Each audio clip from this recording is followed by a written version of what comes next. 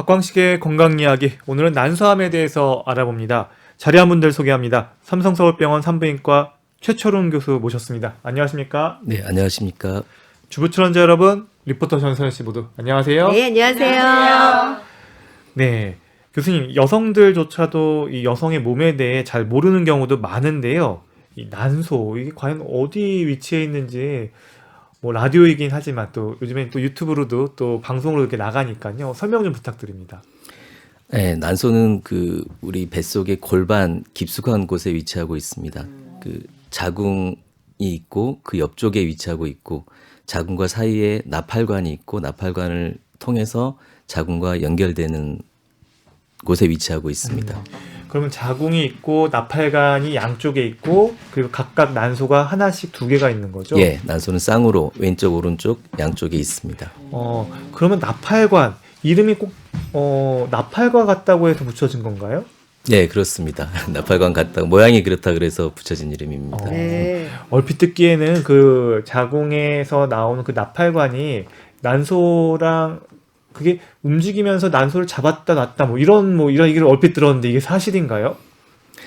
아니요, 그렇지는 않습니다. 나팔관이 난소 가까이 가서는 이렇게 나팔관처럼 퍼져 있습니다. 그래서 난소에서 배출되는 난자를 잘 이렇게 받을 수 있게 그런 모양으로 되어 있긴 합니다. 잡아 먹는다는 거는 말이 안 되고요. 옆에 이렇게 있습니다. 잡다 놨다 그런 건 아니고 예. 나팔관 모양처럼 크게 범위를 감싸고 있어서 난소에서 배출되는 난소에서 나오는 난자를 갖다 그 안쪽으로 유도하는 그런 예. 구조인 거군요. 예, 맞습니다.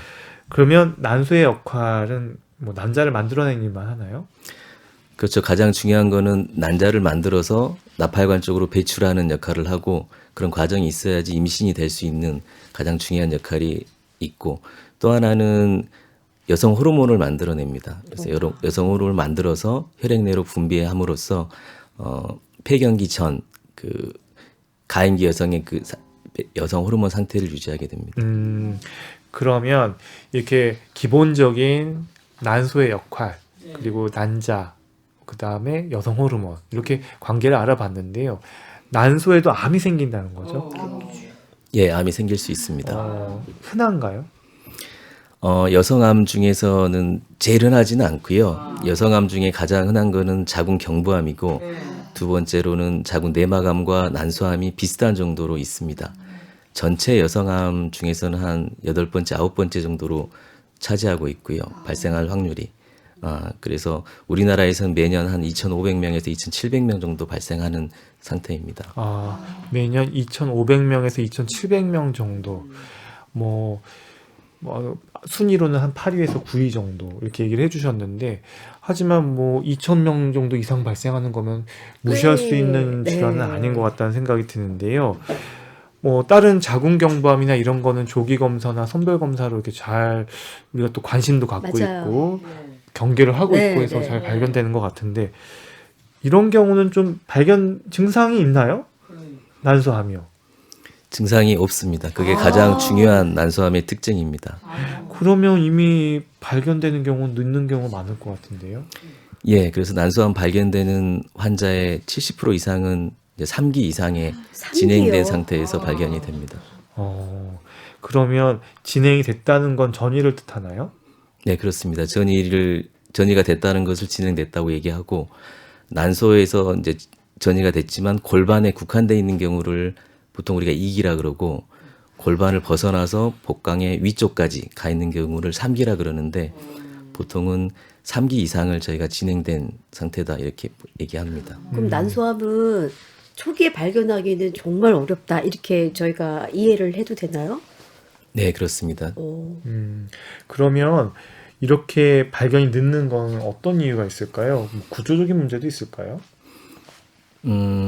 그렇죠. 구조적인 문제랑 관련이 있습니다. 그게 난소암이라 그러면 난소의 상피성 암이라고 생각하시면 되고 난소의 표피, 껍데기 부위에서 암이 생깁니다.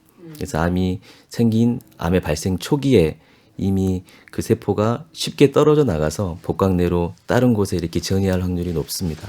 그래서 우리가 발견도 되기 이전에 이미 전이가 일어나는 경우가 많고요. 또 하나는 말씀드렸듯이 증상이 별로 없습니다. 혹이 꽤 커 있다고 하더라도 어떤 통증이나 압박 증상, 출혈 이런 증상이 없기 때문에 꽤 커질 때까지 또 모르고 지나갑니다. 그래서 일찍 전이 되고 증상이 없기 때문에 결국 늦게 발견되는 것입니다. 그럼 교수님이 아까 3기 얘기하셨잖아요. 그러면 3기 정도 돼야 증상이 있고 그때부터 조금씩 뭔가 내 몸에 신호가 오는 거예요. 그러면? 네, 그렇습니다. 3기라는 게 복강 위쪽까지 가기 때문에 일단은 복수도 만들어지고 배가 이렇게 불러옵니다. 근데 심지어는 그런 경우도 환자분들이 몇 달 동안은 좀 살이 요즘에 좀 찌나 보다 이 정도로 네. 이렇게 넘어가다가 결국 더부룩함이 심해지고 소화불량도 오고 그래서 병원 오게 돼서 발견이 됩니다. 그러면 난소암의 원인 이게 어떻게 알려져 있나요? 결론부터 말씀드리면 아직 정확한 원인은 아직 알려져 있지는 않습니다. 그렇지만 우리가 지금 알고 있는 내용은 크게는 배란과 관련된 경우가 있고 하나는 유전자와 관련된 얘기가 있습니다. 난소가 배란을 하는 일이 주요 역할이라 그랬는데 배란이라는 게 난소가 터지고 난자가 빠져나가고 그 터지는 그 상태가 다시 아물고 손상과 복구가 이렇게 반복되는 상황인데 그게 반복이 많을수록 가임기 기간 동안에 많을수록 세포 변형이 생길 확률이 높아지고 그래서 암이 많이 생깁니다. 그래서 실제로 배란이 많은 사람이라면 환경을 생각을 해보면 초경이 일찍 됐다거나 폐경이 늦는다거나 또는 임신 그리고 출산 이 기간 이런 경우가 없었던 경우 임신과 출산을 한 경우라면 난소가 쉬는 기간입니다. 근데 이제 임신과 출산이라면 1, 2년 동안 난소가 쉬는 기간이라고 보시면 되는데 그 기간이 그만큼 없었던 경우면 그만큼 난소암의 확률은 더 가능성은 더 높아진다고 볼 수 있습니다.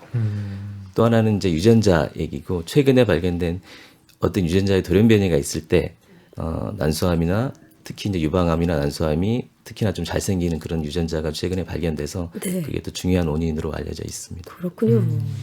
그러면 이 난소암을 얘기할 때 부담스러운 단어를 참 많이 따라다니는 것 같아요. 앞서도 언급은 됐지만 발견도 늦고 그리고 또 경과도 안 좋고 또 재발 위험도 높다. 네. 뭐 이런 얘기도 네, 네. 많이 들어서 좀 어떤 의미인지 이게 정말 맞는 얘기인지 구체적인 근거가 있는 건지 궁금합니다. 네, 맞습니다. 말씀드렸듯이 일찍 전이하고 또 증상이 없기 때문에 저희가 늦게 발견합니다. 늦게 발견하니까 난소암 환자의 많은 부분은 이미 진행성이기 때문에 어쩌면 당연히 예후가 나쁠 수밖에 없고요. 재발 위험이 당연히 높은 게 처음 진단할 때부터 복강 안에 그 넓은 공간에 장 사이사이에 암들이 다 이렇게 퍼져 있는 양상이기 때문에 그래도 다행히 우리가 이제 수술과 항암 치료를 하게 되면 그렇게 많이 퍼져 있던 경우가 그 눈에는 안 보일 정도까지 줄어드는 거의 없어진 것처럼 보이는 경우가 많이 있긴 한데 그런 경우도 눈에 안 보이는 정도의 미세한 암세포가 남아 있다가 그게 결국은 또 많은 경우도 재발하기 때문에 우리가 치료가 어려운 것 같습니다. 그러면 어렵긴 하지만 재발 위험이 높다. 뭐 그러니까 치료 방법 수술도 가능한 거죠? 예, 난소암의 치료는 수술과 항암 치료라고 보시면 되고요. 대부분 수술은 가능합니다. 그러면 재발한 경우에는 수술을 또 하는 겁니까? 아니면 그때는 항암 치료로 가는 겁니까? 수술은 이제 초기 진단됐을 때 하는 치료라고 보시면 되고요. 재발을 하면 원칙적으로는 이제 항암 치료가 기본적인 치료라고 보시면 됩니다. 드물게는 이제 오랜만에 재발을 했고 아주 늦은 사이에 재발을 했고 한두 군데 국소적으로 재발한 경우라면 다시 수술을 할 수도 있습니다. 그렇지만 그런 경우는 흔하지 않고요. 대부분 재발은 다발성으로 많이 여러 군데 재발하기 때문에 수술보다는 항암 치료가 재발의 치료라고 보시면 됩니다. 그러면 난소암의 경우 1차 치료 후에 재발률 한 어느 정도 되나요? 보통 한 60에서 70% 정도 오, 재발된다고 보시면 됩니다. 상당히 재발률이 생각보다 높아서 많이 좀 높은데요. 놀라운데요. 근데 이게 기수에 따라 다른 거 아닐까요? 난소도 진행 정도에 따라서 다른 여느 암처럼 진행 기수가 있나요? 예, 1기, 2기, 3기, 4기까지로 저희가 구분하고요. 1기는 난소에만 국한된 경우를 1기라 그러고 2기는 난소를 벗어났지만 골반에 국한된 경우를 2기라 그러고 골반을 벗어나서 위쪽 복강 내에 존재하는 경우를 3기, 그리고 이제 흉관까지, 그리고 다른 장기의 실질 내부까지 들어간 경우를 4기라고 그럽니다. 그러면 난소암 1기, 난소에 국한된 경우에도 수술로 1차 치료를 했는데도 재발률이 60에서 70%가 된다는 얘기인가요? 그렇지는 않습니다. 그러면- 당연히 1기에 발견되는 경우라면 재발률이 60, 70%까지 되지는 않습니다. 네. 그러면 어느 기수 정도일 때 이 재발률 60에서 70으로 이렇게 봐야 될까요? 대부분 7, 80%의 환자가 3기에서 발견되기 때문에 통계가 이제 전체 재발률이 70%라고 보는 거고, 네. 1기에 발견되는 어쩌면 좀 운이 좋은 환자분들 네. 같은 경우는 재발률이 그것보다는 훨씬 낮다 이렇게 볼 수 있습니다. 그러니까 재발률이 높다, 평균적으로 높다는 그 의미가 이미 난소암은 조기 발견된 경우가 적고 대부분 진행돼서 발견되는 경우가 많기 때문에 이렇게 재발률이 높을 수밖에 없는 이런 구조네요. 그러면 보통 60에서 한 70% 얘기하셨는데 재발 시점이랄까요? 한 뭐 늦게 발견됐어요. 그래서 병원에서 1차 뭐 3기나 이런 정도에 발견됐을 때 치료를 받고 다시 재발되는 시점은 보통 한 어느 정도인가요? 보통 3기의 일반적인 난소암 환자라고 봤을 때 치료 후, 그러니까 항암 치료까지 끝난 그 치료 종결 시점부터 보통 6개월 이내에 재발하기도 하고 뭐 3년 이후에 재발하기도 하지만 평균적으로 따지면 한 치료 끝난 후에 한 1년쯤 만에 재발하는 게 평균적으로 재발하는 시기입니다. 그럼 그 1년을 넘기고 그 고비를 넘기면 좀 재발률은 떨어지나요? 네, 좀 그럴 수 있습니다. 그럼 1년 그럼 만약에 1년 그 안에 재발이 안 됐을 경우에는 그러면은 쭉 뭐 이후에는 조금 안심할 수 있는 그런 부분도 생길 수 있나요? 저희가 보통 안심한다는 얘기는 저 5년 동안 재발 안 했을 때를 좀 얘기할 수 있고, 네네. 그것보다 조금 더 땡긴다고 해도 한 2년 정도까지는 재발 안 해야지 그나마 조금 안심할 수 있겠습니다. 그럼 1차 치료 재발 시점에 따라서 항암 치료제의 결과도 달라집니까? 예, 아주 중요한 내용이고요. 재발 시점이 6개월 이내냐 아니면 1년 이후냐에 따라서 제가 쓰는 약제도 틀려집니다. 그래서 당연히 일찍 재발한 경우에는 두 번째 쓰는 항암제에도 반응이 있을 확률이 떨어지고, 늦게 재발하면 할수록 두 번째 쓰는 약제에 대한 반응이 높고 예후도 더 좋다고 볼 수 있습니다. 그래서 예후가 안 좋다는 것 같은데 그러면 재발했다는 건 완치와 같은 치료 효과를 기대하기는 어렵다는 거로 봐야 할까요? 예, 모든 암에서 비슷하겠지만 난소암도 일단 재발을 했다 그러면 이제 완치를 기대하기는 쉽지 않을 수 있습니다. 그렇지만 난소암은 또 특징적으로 2차, 3차, 4차로 쓸 수 있는 또 약제들이 또 많이 있고, 또 다행히 그 약제들의 반응을 보이는 경우도 또 많이 있습니다. 그래서 암이 재발하고 또 반복적으로 재발하지만 그때그때마다 쓰는 약제의 반응을 보이고 제가 그 암을 조절해 간다 그러면 예를 들어서 우리가 당뇨나 혈압 같은 거가 완치되지는 않지만 약으로 조절하면서 계속 갈 수 있듯이 난소암도 약으로 조절하면서 꽤 오랜 기간 생존을 할 수도 있는 그런 암이기도 합니다. 결국 이런 모든 것들이 생존율로 이어질 텐데요. 5년 생존율은 한 어느 정도로 얘기합니까? 3기 같은 경우는 40%를 넘지 않는다고 되어 있고, 그렇지만 최근에 그 치료 성적이 이제 많이 좋아져서 지금 다시 만약에 통계를 낸다 그러면 훨씬 더 높아졌을 것으로 생각하고 있습니다. 네. 건강365는 KBS 홈페이지와 유튜브 KBS 콩 그리고 팟캐스트로 서비스됩니다. 오늘은 난소암에 대한 설명 듣고 있는데요. 삼성서울병원 산부인과 최철훈 교수와 함께하고 있습니다. 난소암에 대한 질문들이 사실 많습니다. 왜냐하면 난소암에 대한 부담을 느끼는 여성들이 가장 많이 하는 질문, 뭐 안젤리나 졸리라는 이제 영화 배우가 있고요. 그래서 유전자 검사를 통해서 유방과 난소를 절제하는 수술을 받아서 워낙 많이 알려졌고요. 이후로 유전자에 대한 관심이 높아졌는데 거기도 이제 난소가 나오기 때문에 관심이 높을 수밖에 없어요.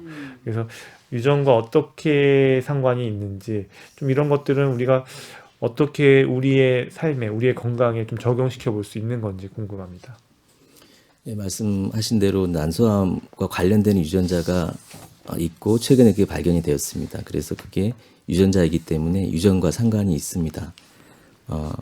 난소암과 유방암을 특별히 일으키는 BRCA라고 우리가 이제 브라카라고도 하는 그 유전자가 있습니다. 이 유전자의 돌연변이가 있는 경우에 평생 동안 난소암에 걸릴 확률이 높게는 40%까지 보고가 됩니다. 그래서 40%의 확률로 난소암이 걸릴 수 있다 그러면 꽤 높은 확률이라고 보시면 됩니다. 이 돌연변이가 이제 몸에 있을 때 자녀에게 유전될 수가 있습니다. 한 반반의 확률로 50%의 확률로 자녀에게 유전될 수가 있습니다. 그런데 유전될 수 있다. 근데 난소암의 경우에는 가족력의 위험이 적다 뭐 이런 얘기를 듣기도 해가지고 좀 혼란스러운데요. 예, 불과 얼마 전까지만 해도 난소암에서 이제 가족력이 차지하는 퍼센티지는 5% 이하로 비교적 낮다고 이렇게 보고되고 있었습니다. 근데 최근에 이제 검사 기법이 좀 발전하면서 상피성 난소암 환자를 조사를 해보니까 5명 중 1명 이상에서 그 BRCA, 브라카라는 그 돌연변이가 발견됩니다. 그래서 20% 정도라면 저희가 난소암에서 가족력의 영향이 작다고 이렇게 볼 수는 없을 것 같습니다.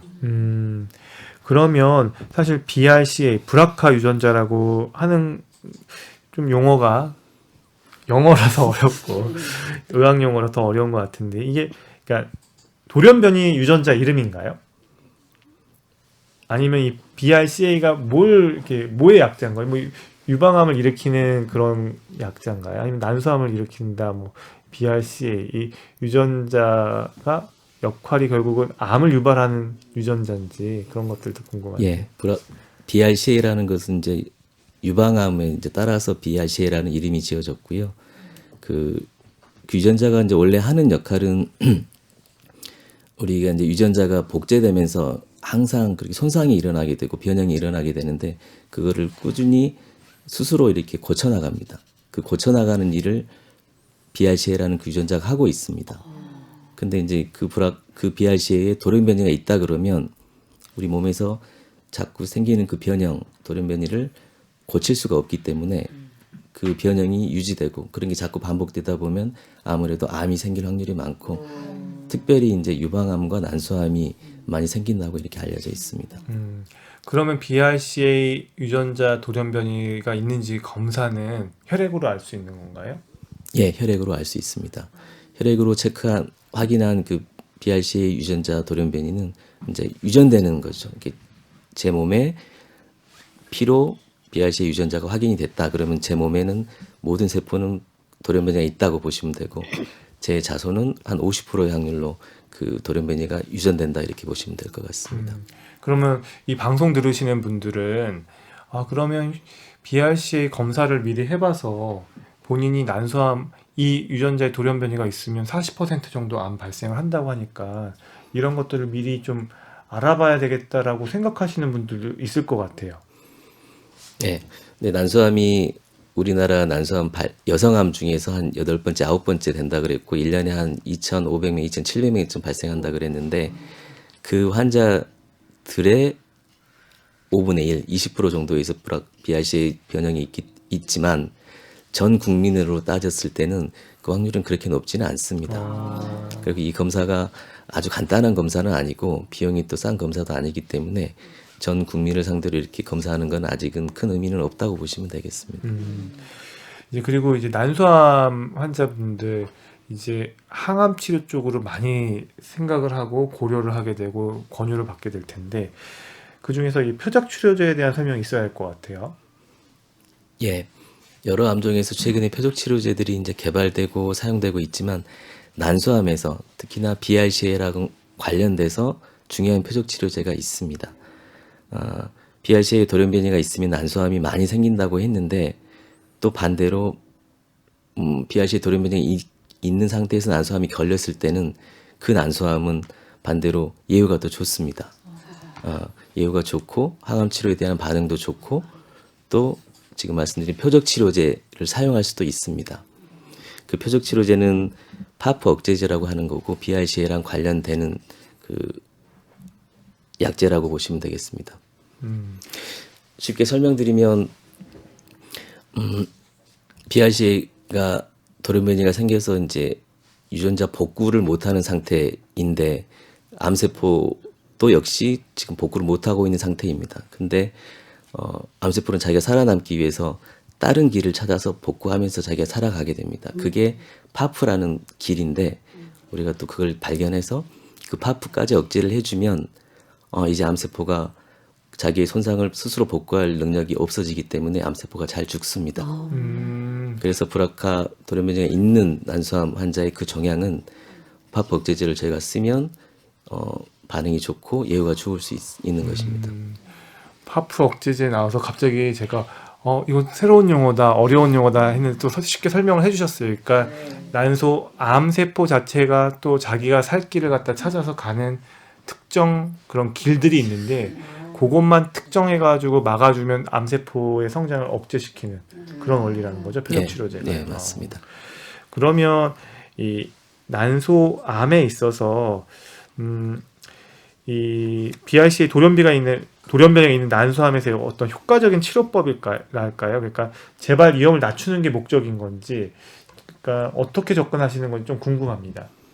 파프 억제제는 현재 재발된 후에 사용해도 효과적이라고 지금 알려져 있고, 이제 초기 치료 때 재발되기 전에 처음 치료할 때에 사용해도 효과적이라고 되어 있습니다. 그래서 초기 치료라면 수술과 항암 치료라고 말씀드렸는데 그걸로 끝내지 않고 파프 억제제를 유지요법으로서 지속적으로 사용할 때 그렇게 무서운 재발을 저희가 억제할 수 있다고 보고 있고 실제로 그런 결과들이 지금 나오고 있습니다. 그리고 난소암이 진행될수록 증상에 관한 질문입니다. 생리통과 성교통이 심해진다는 이야기가 있던데요. 그렇지는 않습니다. 난소암이 많이 진행될 때까지 증상이 없다고 말씀드렸는데 증상이 생기더라도 복부 불편감, 복부 팽만, 뭐가 종괴가 만져진다 이런 정도의 증상이 있는 거지 생리통과 성교통, 통증으로 나타나는 경우는 드뭅니다. 그리고 워낙 난소암에 증상이 없다고 얘기를 하시니까 그래서 질출혈이 있는 경우에 난소암을 의심할 수 있다. 뭐 이런 얘기도 있던데 이건 어떻게 보십니까? 그것도 아닌 것 같습니다. 역시 질출혈은 난소암에서 흔하게 보는 증상은 아니고 오히려 질출혈은 자궁 경부암이나 자궁 내막암에서 흔히 볼 수 있는 증상입니다. 그렇지만 난소하고 관련돼서는 난소가 어떤 기능을 하고 있었다 그러면, 즉 여성 호르몬을 분비하고 있었다 그러면 그 난소에 종양이 생겨서 그 기능에 어떤 변화가 있다 그러면 출혈이 있을 수는 있습니다. 그렇지만 난소암의 흔한 증상이라고 볼 수는 없습니다. 그리고 이제 난소암 조기 발견에 있어서 이제 초기 증상이 없는 걸로 얘기를 해주셨고, 그리고 그래도 일반 우리 청취자 여러분들이나 듣고 계시는 우리 뭐 일반 시민분들 모두 그래도 의심 증상 하나라도 없을까? 소화장애나 이런 것도 좀 연관이 없을까? 결국은 병원에 난소암 환자들은 어떤 증상이 있어서 찾아갔을 텐데 그런 것들은 병원에서 물론 좀 진행된 상태일 수는 있지만 이렇게 나타나는 증상들은 뭐가 있을까요? 죄송한데 이제 진짜로 증상은 없습니다. 소화불량이나 복부 팽만, 더부룩함 이런 배 안에서 일어날 수 있는 그냥 특별한 증상이 아닌 그냥 그런 증상들도 진행된 다음에 혹이 크고 전이가 있고 복수가 있는 그런 상태에서 나타날 수 있는 증상입니다.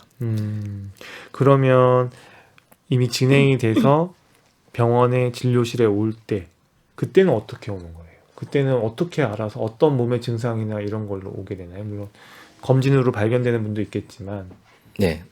두 가지 이제 검진에서 발견되는 분이 있고 하나는 증상이 있어서 오시는 분이 있고, 증상이 있어서 병원에 찾으신 분이라면 일단 배가 부르고 소화불량, 더부룩함 그런 증상이 있고 그런 게 몇 달 동안 있다가 이건 아니다 싶어서 병원 오게 되는 환자들이 대부분입니다. 그러니까 앞서서 초기의 증상은 없지만 이미 진행됐을 때는 그런 더부룩하거나 어떤 배가 나온다거나 이런 증상들을 좀 오래 앓다가 오시는 거다 이렇게 이해하면 될까요? 예, 맞습니다.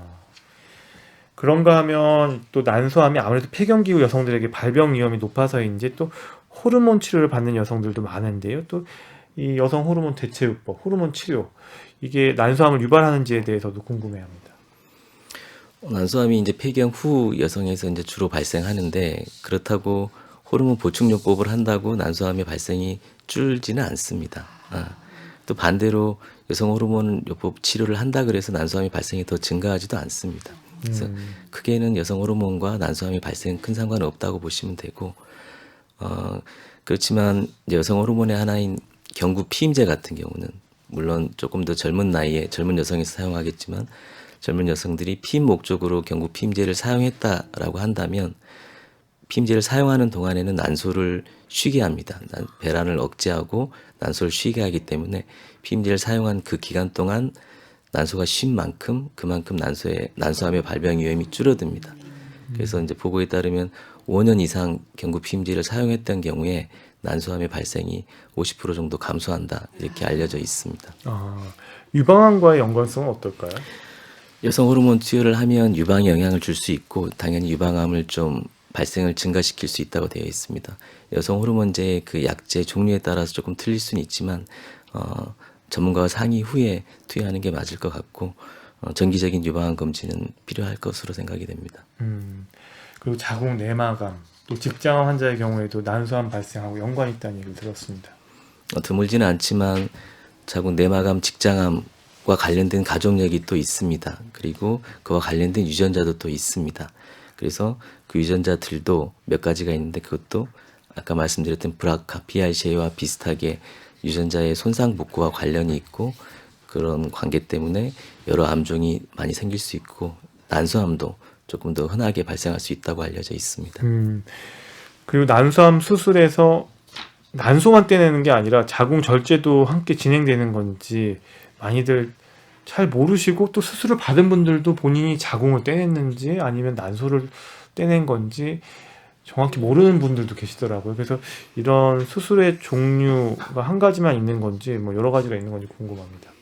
난소에 이제 암이 생겼으니까 난소는 당연히 떼야 되겠지만 난소에만 혹이 있는 경우는 없습니다. 아주 드물고요. 말씀드렸듯이 다 전이가 있는데 난소 바로 옆에 자궁이 있기 때문에 난소 혹은 대부분은 자궁까지 같이 포함하고 있습니다. 같이 한 덩어리처럼 붙어 있기 때문에 자궁을 떼지 않고 그 종양들을 제거할 수는 없습니다. 그래서 대부분의 경우 자궁까지 같이 제거해야 됩니다. 그리고 혹시나 눈에 보이는 자궁전이 자궁 표면에 암종이 안 보인다고 하더라도 사실 현미경으로 보면 거기에 암세포가 있는 경우가 꽤 많이 있기 때문에 그걸 확인할 목적으로라도 자궁 절제술을 같이 하는 게 난소암 수술의 원칙이라고 보시면 되겠습니다.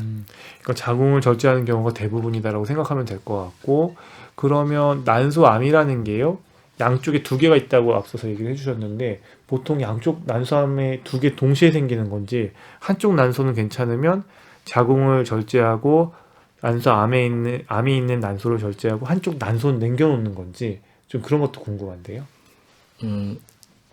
진행성 난소암이라 그러면 대부분 양쪽이 다 같이 있게 됩니다. 그렇지만 또 젊은 여성에서 초기인 경우가 드물게 있습니다. 그런 경우 한쪽 난소에만 국한되어 있고 다른 데 전이 소견이 없다. 그러면 자궁과 반대쪽 난소는 살려서 향후 임신을 시도하는 그런 수술을 진행할 수도 있습니다. 박광식의 건강 이야기, 난소암을 주제로 말씀 나누고 있습니다. 건강365 박광식의 건강 이야기, 삼성서울병원 산부인과 최철웅 교수와 함께 난소암에 대한 말씀을 나누고 있는데요. 먼저 우리 주부 출연자분 질문 한번 받아보도록 하겠습니다. 네, 그냥 그 자리에 앉으셔서 얘기하시면 됩니다. 선생님 안녕하세요. 저는 상피성 난소암으로 한 10년 전에 수술을 했거든요. 그래서 그때는 자궁하고 한쪽 난소를 절제를 했어요. 저희 친정 어머님도 그랬고요. 근데 저에게는 이제 딸이 하나 20대인 딸이 있는데 건강검진은 꾸준히 계속 하고 있는데 더 정밀검사를 꾸준히 유전적일 수도 있으니까 계속 꾸준히 더 정밀검사를 해야 되는지 그게 하나 궁금하고요. 제가 그 불임 과정을 밟았기 때문에 그 병이 발생하지 않았나 그것도 혹시 의심이 돼요. 한 4년을 불임 과정을 밟았었거든요. 그걸로 인한 발병이 아닌가 그것도 의심스럽습니다. 일단 10년 전에 이제 치료했고 다 완치가 돼서 이제 축하드립니다. 그 상피성 난소암이 중에 한 20% 정도에서는 유전과 관련된다고 그랬기 때문에 사실 정확한 세포 형태는 좀 모르겠지만 BRCA랑 관련될 수 있는 세포였다 그러면 환자분이 유전자 검사를 해보고 거기서 돌연변이가 있다 그러면 따님을 비롯한 가족들의 유전자 검사를 하는 게 의미가 있습니다. 그래서 환자분이 유전자 돌연변이가 발견되고 따님도 만약에 발견된다 그러면 어떤 예방 조치가 필요합니다. 그래서 나이에 따라서 40세 이후라면 예방적으로 난소 절제하는 것도 고려할 수 있고 아까 말했듯이 경구 피임약을 예방적으로 사용할 수도 있겠습니다. 근데 그렇게 특별하게 고위험, 난소암이 발생할 그 위험이 높은 경우가 아닌 일반적인 경우라면 정기 검사를 해야 되는데 우리가 할 수 있는 특별한 검사는 따로 있지는 않고요. 초음파 검사, 질 초음파 검사와 피검사로 CA125라고 난소암의 특징적인 피검사가 있습니다. 그걸 정기적으로 하는 게 현재로서는 조금이라도 빨리 저희가 난소암을 진단하는데 도움이 되는 검사다 이렇게 보시면 되겠습니다. 그 불임 치료를 했다 그랬는데 그게 난소암에 어떻게 유발을 했다 이렇게 볼 수는 없을 것 같습니다. 결국은 이제 난소암이나 이제 이런 결국 걱정이 있는데 발견도 어렵고 늦게 발견되고 참 막막하고 답답할 것 네. 같아요. 사실 이런 경우에 딱 우리가 생각할 수 있는 거는 초음파 검사라도 부인과 초음파 검사를 맞아요. 갖다가 뭐 1년에 한 번, 6개월에 한 번이라도 이렇게 받으면 좀 네. 조기 발견되지 않을까 이런 생각을 하실 수도 있을 것 같은데요. 예, 맞습니다. 그래도 우리가 할 수 있는 우리가 가지고 있는 검진 방법이라 그러면 가장 중요한 게 이제 초음파가 되겠습니다. 네, 네. 질식 초음파로 하면 난소를 가까이서 볼 수가 있고 네. 난소에 조그만 혹이 생겼을 때 빨리 그걸 확인할 수 있는 방법이 됩니다. 네. 그래서 질식 초음파와 더불어서 피검사까지 같이 했을 때 난소암을 빨리 발견하기 때문에 생존율을 늘릴 수 있을지 그에 대한 연구가 사실 대규모로 진행됐었고 세계적으로 진행됐지만 대규모 연구에서 모두 그렇게 해도 생존율을 증가시키지 못한다는 결과가 최근까지의 결과입니다. 근데 교수님이 좀 앞에서 말씀하시기를 경구 피임약을 한 5년 정도 복용한 분들이 좀 더 그 예방할 수 있는 효과가 있다고 하셨잖아요. 네. 그럼 5년을 더 먹게 되면 더 좋은 거 아닌가? 더 많이 좀 더 예방할 수 있는 게 아닌가라는 생각이 드는데 5년을 얘기하신 게 조금 살짝 뭐지라는 생각이 들었어요. 당연히 그렇습니다. 아마 3년 복용해도 효과는 조금 있을 거고 네. 5년 그리고 7년 복용하면 효과는 더 있을 걸로 생각이 됩니다. 연구에서 그 5년이라는 수치가 나왔을 뿐이지 네네. 경구 피임약을 복용하는 기간이 길수록 난소암 측면에서는 예방되는 효과는 분명히 있을 것으로 생각이 됩니다. 근데 그와 반대로 오히려 피임약이 몸에 여자한테 안 좋다라는 얘기가 있어서 사실 또 난소암을 예방하기 위해서는 먹어야 되지만 또 그것 때문에 몸이 붓고 또 이렇게 살이 찌고 안 좋아지는 분들이 굉장히 많다는 얘기를 제가 들어서 괜찮을까라는 생각도 들어서요. 몸이 붓고 살이 찌는 건 있을 수 있지만 그것 때문에 몸이 안 좋아지지는 않고요.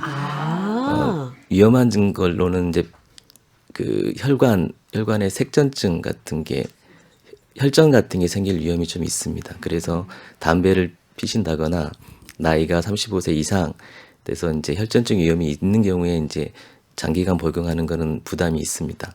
그래서 젊은 나이에 네. 담배 안 피고 그다음에 색전증 위험이 없는 젊은 나이에 피임 목적으로 쓰는 거가 효과가 있다는 걸 말씀드리는 겁니다. 그렇군요. 그리고 이제 난소암도 종류가 좀 여러 개 있다고 들었는데 물론 상피성 난소암 뭐 이거는 좀 어려워요. 어렵지만 아까 그래도 네. 설명을 해주셔가지고 하나는 네. 알았어요. 근데 난소암도 종류가 좀 여러 개죠? 네, 크게 세 가지가 있습니다. 말씀드린 상피성 난소암이 하나가 있고 두 번째는 또 난자를 만들어낸다 그랬는데 그 난자를 만들어낸 생식세포가 있고 그 생식세포 종양이 생길 수 있습니다.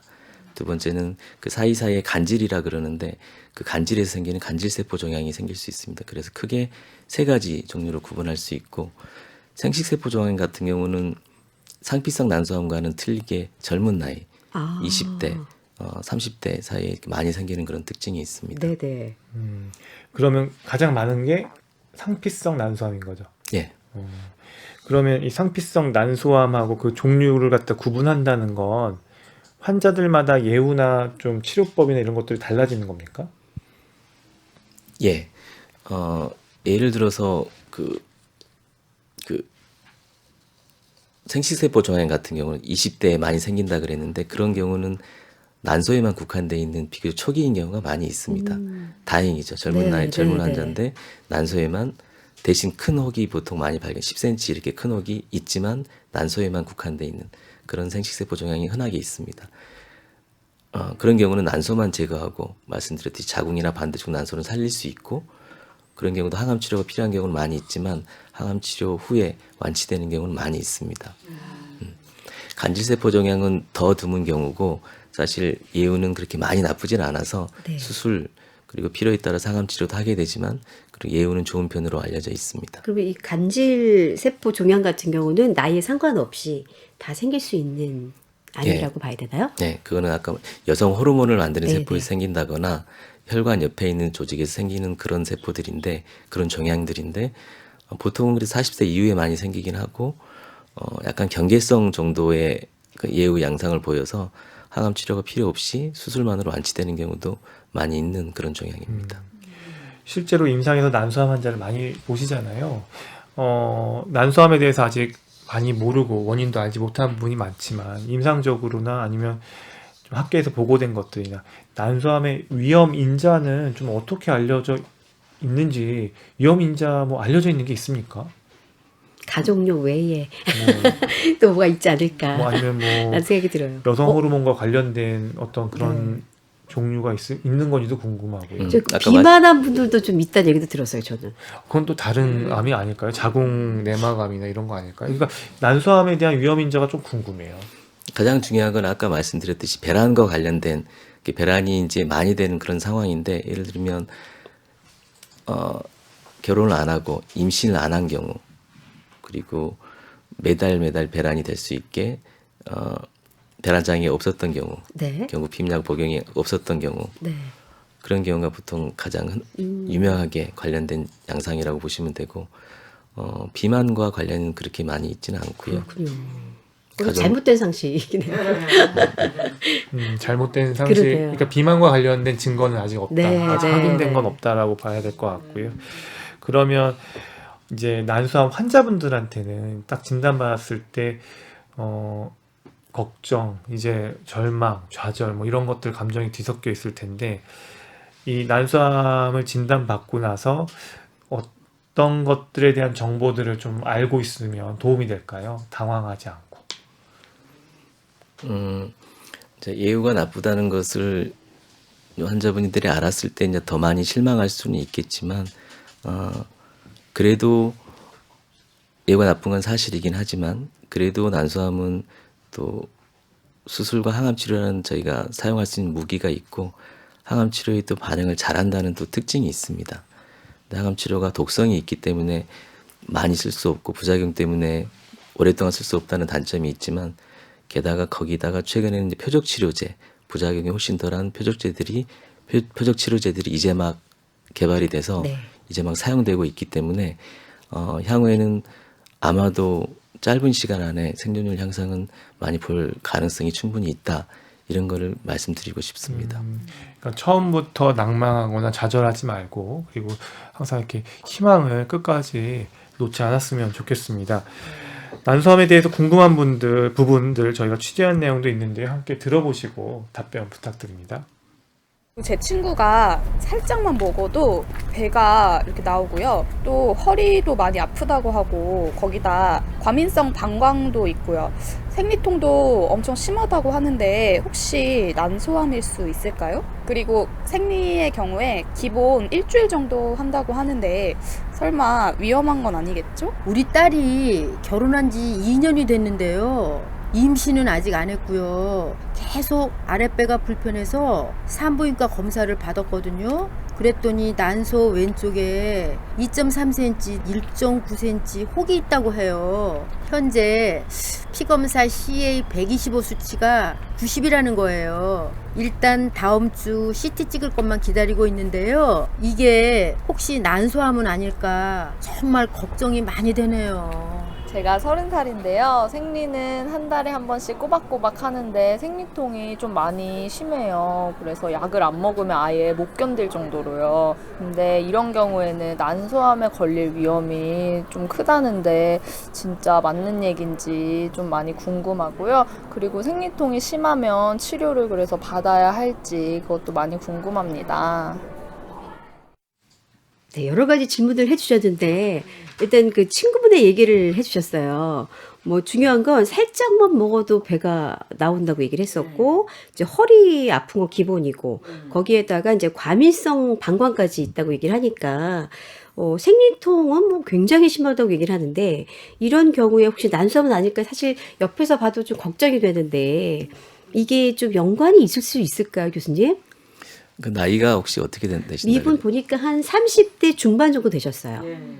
젊으신 분이고 네. 어떤 더부룩하거나 과민성 방광염이 있다거나 네. 생리통이 통증이 있다는 거는 관련은 없습니다. 난소암이랑 관련은 없어서 물론 진단을 한번 검사를 해봐야 되겠지만 네. 난소에 큰 종양이 안 보이지 않는다 그러면 난소암을 그 증상 때문에 난소암을 걱정할 필요는 없을 것 같습니다. 근데 생리 같은 경우가 보통은 한 4일, 5일이면 이제 대부분 끝이 나는데 이분은 한 일주일 정도를 꽉 채워서 하신다고 하는데 그거는 좀 위험하거나 뭔가 영향이 있을 수 있지 않을까 이렇게 얘기를 하셨는데 그건 상관없을까요? 네, 난소암과는 상관이 없고요. 네. 오히려 초음파를 봐서 자궁 내막 쪽에 어떤 용종이나 내막 증식증 같은 게 있는지 확인해 볼 필요는 있을 것 같습니다. 아, 그렇군요. 근데 중요한 건 또 약을 안 먹어서 굉장히 뭔가 생리통이 심해지는 경우도 있잖아요. 그래서 참아보려고 했지만 약을 꼭 먹어야만 되는 이제 그런 여성분들이 꽤 많은데 그러니까 생리통이 너무 심하신 분들 그리고 이 생리약 그 약을 보통 이제 한 계속 먹어야 되는 경우가 좀 부담이 되는데 이런 경우에도 혹시 위험이 있지 않을까 이런 질문들을 많이 하셨는데 괜찮을까요, 선생님? 생리통이 이제 다른 원인이 있고 생리통이 있는 경우와 아무 원인이 없이 생리통이 있는 경우가 있는데 네. 아무 원인이 없이 생리통이 있는 경우라면 사실 전혀 상관은 없습니다. 아. 그렇지만 어떤 원인이 있고 생리통이 있는 경우라 그러면 그 원인의 대표적인 것 중에 하나가 자궁 내막증입니다. 네, 네. 내막증이라는 게 난소에 어떤 염증이 일어나고 어떤 혹이 만들고 생리통이 있고 그런 증상을 나타내는 증후군이라고 보시면 되는데 자궁 내막증이 있을 때 난소암의 위험은 조금 높아진다고 되어 있긴 합니다. 그럼 이게 생리통이 좀 심하신 분들은 어떻게 그냥 그런 걸 떠나서라도 좀 치료를 받아야 되는지 아니면은 이런 분들은 좀 생리통이 있을 때 그냥 약만 먹어도 괜찮은 건지. 생리통이 있을 때 치료는 일단 진통제, 그러니까 소염 진통제라고 네네. 하는 거고 그리고 또 하나는 경구 피임제가 대표적인 두 가지 치료제라고 보시면 됩니다. 경구 피임제는 아까 말씀드렸듯이 그 자체가 난소암의 예방 측면이 조금 있는 건 분명하고요. 네, 네. 그다음에 소염 진통제인 경우도 염증을 가라앉히기 때문에 보고에 따르면 난소암 같은 거를 예방하는 데 도움이 된다. 이렇게 알려져 있긴 합니다. 아, 그렇군요. 그리고 이제 딸의 얘긴데요. 결혼을 한 지 한 2년 정도 되셨고요. 이제 임신은 아직 하진 않았는데 이제 아랫배가 불편해서 병원에 갔더니 뭐 여러 가지 검사를 하셨는데 알고 보니까 난소 왼쪽에 2.3cm 그리고 또 1.9cm 혹이 있다는 얘기를 들었다고 얘기를 하시더라고요. 그래서 그 피검사 CA 125 수치가 90 이렇게 나왔다고 하는데 다음 주 뭐 CT 검사를 하신다고 하시더라고요. 굉장히 걱정을 하시는데. 일단은 CA 125 네, 네, 뭐 이런 수치에 대한 수치도 막 설명도 좀 나와서 알아야 될 저도 것 여자지만 같고요. 이게 뭐지? 라는 생각을 했었거든요. 예, CA125라는 피검사는 난소암 종양 수치라고 저희가 부릅니다. 난소암에서 아주 특징적인 검사 방법입니다. 그래서 정상치가 35 이하면 정상이라고 보는데 네네. 그거보다 높을 경우, 오. 높아져 있을 경우 난소암을 생각할 수가 있습니다. 네. 그렇지만 지금처럼 결혼한 지 2년밖에 안 되셨고 젊으신 분 같은 경우라면 당연히 가임기 여성이고 네. 가임기 여성이라면 난소암 말고 수많은 원인이 있습니다. 그걸 높일 수 있는. 그래서 아마도 난소에 조그마한 혹들이 2cm 정도 되는 혹이 있다 그러면 흔하게는 또 자궁 내막증이 난소에 혹이 있을 수도 있고 네네. 자궁 근종도 있을 수 있는데 네. 그 모든 게 그 CA125를 높일 수 있습니다. 그래서 CA125가 90이라 그래서 아주 많이 걱정할 필요는 없을 것 같습니다. 다행이네요. 확률적으로 젊으신 분이 30세 정도의 젊으신 분이 난소암에 걸릴 확률이 그렇게 많지는 않습니다. 그럼 만약에 나이가 많을 경우에는 그럼 달라지는 건가요, 얘기가? 폐경기 이후라면 그 CA125 수치가 정상이어야 됩니다. 아. 그래서 똑같은 수치, 예를 들면 폐경기 후의 여성이 CA125 수치가 90이었다. 네. 그러면 저희가 받아들이는 그 위험도는 훨씬 높습니다. 아. 그런 경우는 폐경기 이후는 CA125가 90까지 올라가는 게 자궁 내막증이나 자궁 근종이나 어떤 골반 염증이나 다른 원인이 있을 수가 없기 때문에 네. 있을 확률이 아주 낮기 때문에 암일 가능성도 배제는 안 되고 검사는 필요하다고 보십니다. 와, CA 125 수치 이게 또 오늘 그러면 처음 알게 이게 된 일반 중요한 건강검진 예. 증상 없는 뭐 젊은 여성이나 CA 125 수치가 그렇다고 이게 절대적인 건 또 아니잖아요. 그렇습니다. 혹시나 암이 있어도 정상으로 나올 수도 있고 네. 암이나 이렇게 나쁜 게 없어도 별거 아닌 염증 갖고도 이렇게 높을 수도 있습니다. 그러니까 좀 다른 것하고 꼭 담당 선생님하고 같이 상의해서 그것의 의미를 해석해야 되겠죠. 예, 맞습니다. 예, 이렇게 답변 들어봤는데요. 오늘 함께 자리한 주부 출연자분들도 계셔서 좀 질문 몇 개만 더 받아보도록 하겠습니다. 교수님, 저는 폐경기 이후 이제 노인성 질염이 잘 걸려서 그 호르몬제도 한 3년을 복용하다가 끊었고, 근데 이제 제가 그 난소암 검사는 잘 안 하게 되거든요. 경부암 검사는 잘 하는데, 그럼 그 1년에 한 번씩 해봐야 하는지. 한번 그러니까 자궁경부암 검사는 자주 하게 되는데 이 난소암에 대해서 부인과 검진을 1년에 한 번씩 받아보는 게 좋은지, 그리고 아까 또 질염을 갖다 잘 온다는 것도 좀 연관이 있는지 물어보셨어요. 폐경기 후에 질염이 자주 오는 것은 위축성 질염인 경우가 많고 그런 경우가 난소암의 위험과 관련이 있지는 않습니다. 그렇지만 자궁 경부암 검사만 정기적으로 하는 것보다는 정기적으로 질식 초음파를 봐서 자궁 내부 또는 난소에 어떤 혹이 있는지 확인하는 것은 중요할 것 같습니다. 또 한 분 더 질문 받아볼까요? 아까 말씀하실 때 난소암일 경우 배가 더부룩하다고 그러셨잖아요. 근데 평상시 가스 차고 배가 더부룩할 때 내과로 많이 가잖아요. 근데 거기서 그런 증상 얘기는 안 해주시고 약을 지어줬을 때 그냥 효과가 있으면 그냥 굳이 걱정 안 해도 되는지 궁금합니다. 글쎄요, 검사하기 전에 그게 전혀 문제가 없다 이렇게 볼 수는 없겠지만 아마 내과 선생님이 진찰을 하고 보안에 복수가 있다거나 다른 진찰상에 큰 문제가 없이 그냥 더부룩한 것 때문에 약을 처방하고 증상이 좋아졌다 그러면 아마도 큰 걱정을 할 필요는 없을 것 같습니다. 네, 이렇게 답변 들어봤는데요. 이 시간 통해서 꼭 강조하고 싶은 말씀이 있다면 어떤 게 있을까요? 예, 난소암이 이제 예후가 나쁜 암이고 조기에 진단하는 것도 쉽지 않은 그런 암입니다. 그래서 그래도 저희가 이제 환자들이 관심을 갖고 정기적으로 질식 초음파나 종양 표지자 검사를 한다면 조금이라도 더 이른 시기에 그걸 진단할 수 있을 것으로 생각이 됩니다. 그래서 최근에 이제 유전자 검사법이 발전하면서 본인이 고위험으로 확인된 경우라 그러면 특히나 이제 예방적인 수술이나 경구 피임약 복용 등으로 난소암을 예방할 수도 있다 이렇게 보시면 되겠고, 진단이 됐다면 난소암이 진단이 됐다면 최근에 치료법이 의미 있게 발전하고 있기 때문에 적절한 수술, 항암제 그리고 표적 치료제 등으로 의미 있게 생존율이 증가하고 있기 때문에 포기하지 말고 잘 싸우고 그러길 바랍니다. 네.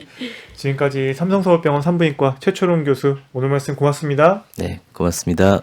주부촌 환자 여러분, 리포터 정세현 씨 모두 감사합니다. 고맙습니다. 저는 벤의 열애중으로 인사드립니다. 지금까지 KBS 의학 전문 기자 박광식이었습니다.